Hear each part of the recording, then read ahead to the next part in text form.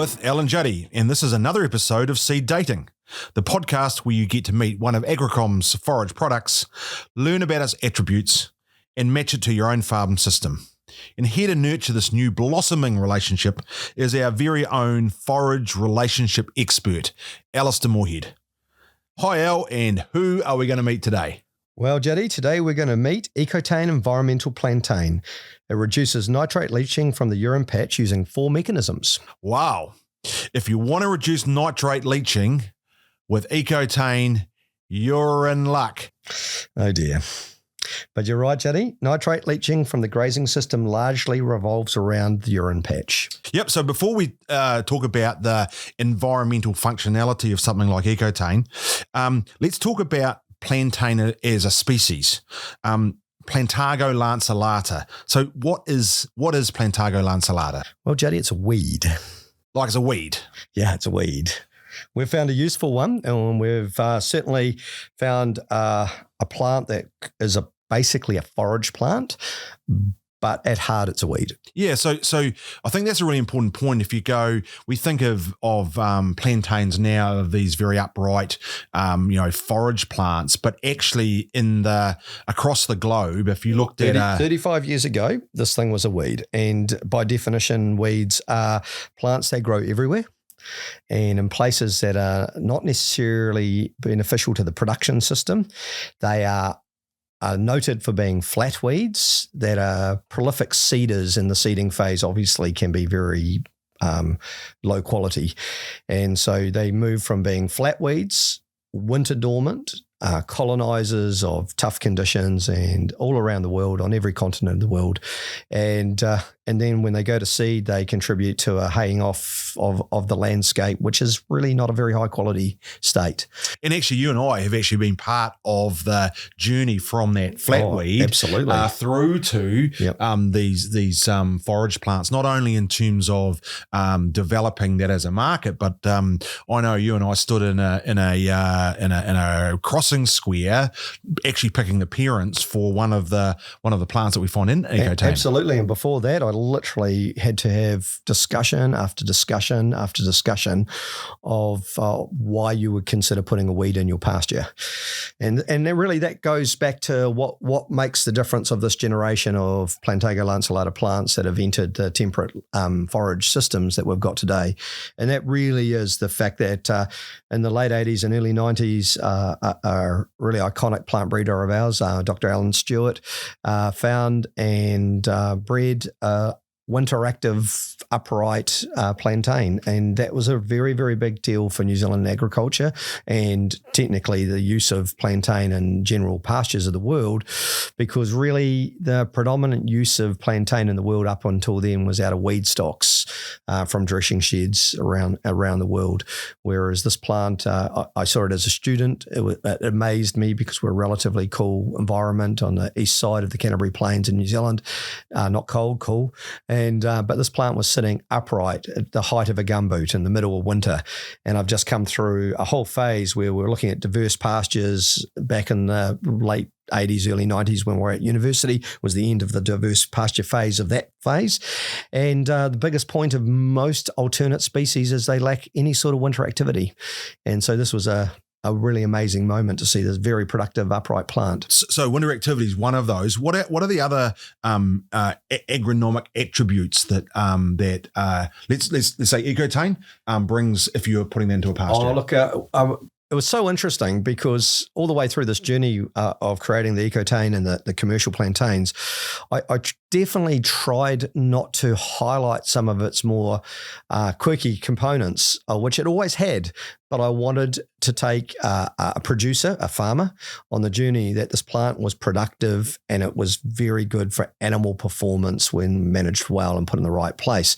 And I wanted it to be seen as a genuine peer of other commonly used pasture plants, particularly ryegrass and white clover, red clover, and chicory was a parallel universe at that stage. So that was the key point. So the Ecotain, things about Ecotain that actually have come back, I wouldn't say to haunt us, but come back to become more and more meaningful to us as we discovered this whole process we were about to discuss was that it was full of secondary plant compounds. A lot of different things happen with animals, such as reducing dags and sheep, but it also had high copper, high selenium, high cobalt, of which we were able to prove that it was able to have greater uptake rates than virtually any other forage, with the exception of chicory when it comes to copper. Outside that, though, it was even superior for selenium and cobalt than even chicory is. So the bioavailability of these micronutrients from plantain is actually really at a high level, and therefore it is probably like we perceived from day one. It's a healthy plant for a grazing ruminant, and when the plant can grow upright and not flat, it's a useful plant. It's a forage plant first. Yeah, and I think the other thing is it's different to ryegrass. Absolutely. And therefore, we often talk about that there's some benefits in terms of, the internal parasite challenge that we might have in those not hosting as many infective larvae. Yep.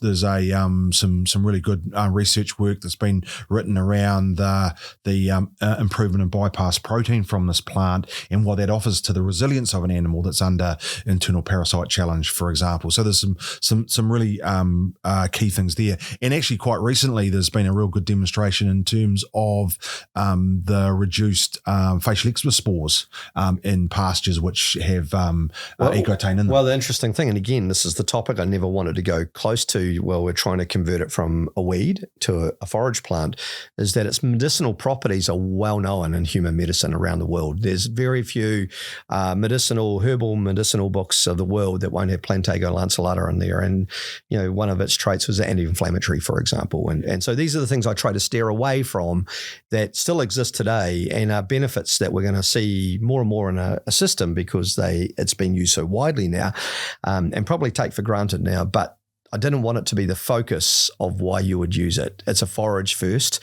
It's got these really funky components second. And one of those funky components is very much what we discovered in the 210s, Juddy. Yeah, so I guess we've got this plant that's really agronomically useful, fits with ryegrass and clovers. It has the areas where it does very, very well. From a animal performance point of view, almost always adds to performance. Requires a little bit of management in terms of its seeding phase, but can bring all these other components. And one of those, obviously, was this ability to control nitrate leaching from the urine patch using four mechanisms to do that. And I think it was when we started looking at this and realizing that particularly sheep that were eating diets high in Ecotain and the amount of urine that was coming out of these things, it kind of started thinking about how the concentration of nitrogen in the urine patch was so fundamental to how much was leaching. And if we could reduce that, we were going to have a big impact on leaching. Oh, absolutely. So basically, if you can, very, very briefly, can you take us through the mechanisms and just how probably we not stumbled across them but no one had any concept of these things existed. So yes. So again, I think it's the power of observation, right? And observation from grazing examples, paddocks where we were grazing pure stands, for example, and not seeing any urine patches. Whereas in the ryegrass next to it, there were clear urine patches in those. So we started thinking about looking at those observations and trying to put those things together. So those four mechanisms, the first one is really the the increase in urine volume, which reduces the nitrogen concentration of the urine patch. You've got many more urine patches. Some of them do overlap, but in general, we get this reduction in terms of the nitrogen concentration in the urine patch. Knowing that the urine patch is a very important source of leached nitrogen. Or free nitrogen. Yeah. Free nitrogen to be leached. So that's the first thing. So we've got concentrated nitrogen. Yeah. So we've got a reduction in terms of the concentration by elevating the volume of urine animals produce to a day. And on ryegrass, just as an example of how big some of these differences can be, a lamb might produce maybe 3.5 litres of urine a day on a really good quality green ryegrass that sits at 18%. If you then 18% dry matter, yeah. If you then put in a Ecotain, for example, as a pure diet, and it's coming in maybe at somewhere between 12 12 and 13% dry matter. In some animals, urine volume could be over 7 litres. Yeah. Right. So, and when you think about, the urination event doesn't go up, you just get lots more of them. They are clearing a lot of water. And when you look at the amount of water that they're actually eating, that's really high. So we get this change in urine volume. The other thing that we can detect, and it is a smaller effect, but we can see it there, we've seen it there multiple times, particularly in animals that are able to concentrate urine. So we're talking more of the sheep and probably the deer and less of the dairy cows. We do see a diuretic effect, which if you want to explain that, it's at the same water intake, we're getting high urine volume. Which actually was cool to recognise that what we were seeing right from the start of grazing plantain is the reduction of DAGs. Yeah. And all our literature and all the thinking predominantly was around anthelmintics, of which there might be some incredibly low-level influences there, but as we've already identified, the nutritional profile of plantain's high, mineral content's high, its ability to it's not a suitable species for L3 larvae to climb up, and therefore the exposure is lower. But the big ticket item, and we've seen this across like tens of thousands of lambs on big finishing blocks in central Victoria, where out of literally tens of thousands of lambs, they've only had to DAG, handful, 100 or so animals. And this was a big deal to businesses that were running it at that moment. And what I think we can now link it all back to was actually this anthelmintic process, which is basically the absorption of freer or extra water from the body. Diuretic process. The diuretic process. So where you get, we often are able to show that fecal material is drier. And we know that fecal moisture and DAGs are highly correlated. Yeah. And so, I think you're right that feeding this has induced a reduction in terms of the water content of our fecal material, which is very cool to reflect back on it and recognise maybe it just wasn't as simple as this plant actually stops worms. Yeah. Actually, no, this plant interacts with the whole body of the animal. Absolutely. To actually change some attributes that occur in a situation like that. And so there's always this discussion, well, do they dehydrate? And the answer is no. Actually, we've self-regulate. Yeah, we've never been able to show that through looking at blood that you've got an animal that's dehydrated. What you've actually got is an animal that's operating at what we call a lower body pool. Yes. So what it's done is reduce the total pool of water, but the ins and outs are still the same, because you can't lose a whole lot of you can't keep losing water or turn up like a raisin. They don't do that. But ins and outs are the same. It's the total body pool that's smaller. So the other first two things that are happening in the animal. Yeah. The third one is we've got a compound in the leaf, which through some degradation in the animal's rumen actually puts a compound in the urine of those animals eating Ecotain, and that is actually quite a strong biological nitrification inhibitor. So in the urine patch, it's stopping that conversion of urinary nitrogen, largely ammonium, through to, and which is non-leachable, through to the leachable nitrate state. So, and that's happening in the urine patch. And then there's something else going on in the soil. And actually, we thought that could have been a whole lot of other different processes. We're not quite sure. But what we do recognise is that when we have Ecotain growing in the soil, it's not the same as soil where it's not there. Now, whether that's root exudates or some other compounds. That's the fourth trait. That's the fourth trait. And you've also got absorption one as well, partitioning. Yeah, partitioning characteristic as well. So partitioning in the animal, where less of the dietary nitrogen actually ends up in urine, and more of it ends up in fecal material or retained by the animal in maybe milk or lean tissue growth. So again, and we see that it's very easy to pick up dairy cows because we've got this sink, which is milk, and we can put a lot of nitrogen in there, and therefore we see that's being partitioned away. And there's some really good reasons for that around the solubility of protein in the or the degradability of protein in the plant. And there is a hint that those secondary plant compounds may also be playing a role, but largely we think it's around the way the plant stores its protein, for example. What I take away is, and I'm quite excited about, research all through the future of this plant. And I've watched it over the last 10 years, and the amount of literature is growing on it as a species. It's very new to agriculture at this scale.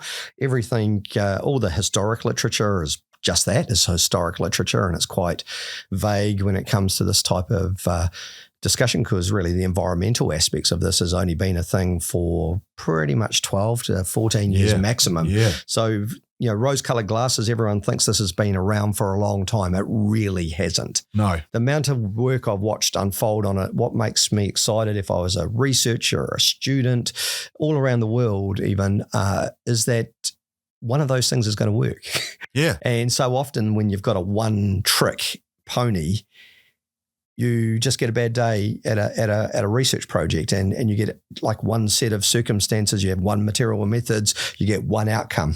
And sometimes when your mechanism is just one mechanism, you may actually be on the wrong side of it for what your hypothesis is.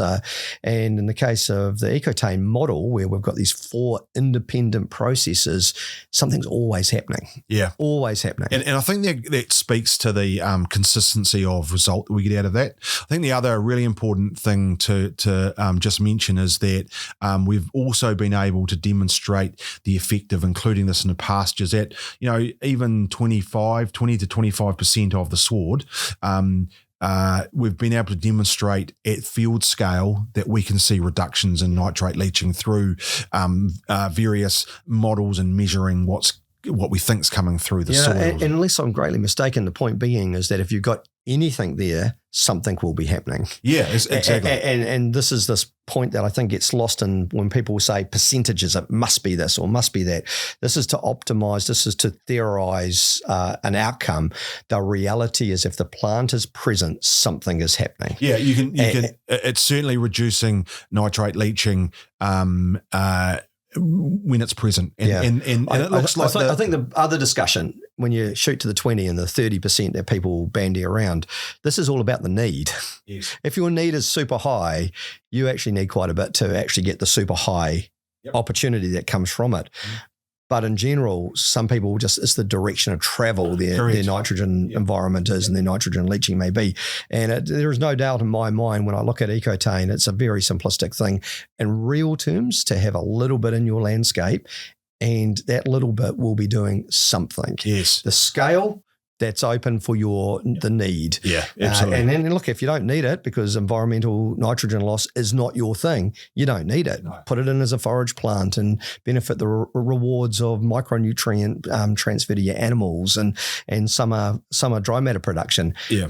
But if you have great need, you might need a bit more. If you just have a need to a direction of travel, you just need it. It's one of the few times where I've seen a plant that could stand agronomically on its own, right? So that even if you didn't have any requirement to reduce nitrate leaching, could stand on it and add to a system, but also have this very funky outcome, very unique ability to reduce nitrate leaching from the urine patch. I think it's a really good one. And so just remembering that we're talking about the dilute, in terms of reducing the amount of nitrogen in urine patches.